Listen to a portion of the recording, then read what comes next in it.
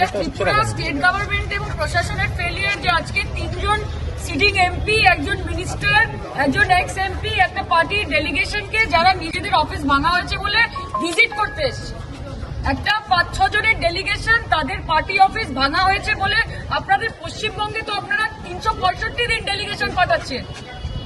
আপনাদের cabinet minister থেকে শুরু করে ইউনিয়ন মিনিস্টার থেকে শুরু করে আপনাদের এমপি এমএলএ কেউ বাদ নেই এবং গভর্নমেন্ট প্রতিনিয়ত তারা যাচ্ছে, গভর্নমেন্ট থেকে তাদেরকে প্রোটোকল দেওয়া হচ্ছে, প্রোটেকশন দেওয়া হচ্ছে। আপনাদের এত কিসের ভয়?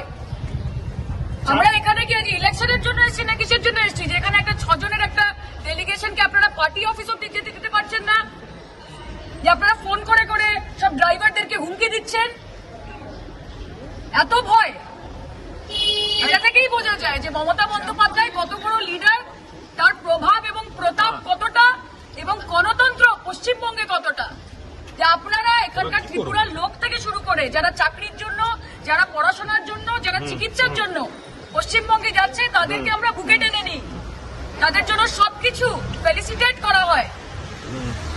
কিন্তু এখানে জনপ্রতিনিধিরা আনফরচুনেটলি, এটা ত্রিপুরা সরকার, বিজেপির ডবল ইঞ্জিন সরকার, ভারতীয় জনতা পার্টির ডাবল ইঞ্জিন সরকারের ব্যর্থতা যে আজকে এই পরিস্থিতির মধ্যে আমাদেরকে এয়ারপোর্টের বাইরে ধর্ণা দিতে হচ্ছে।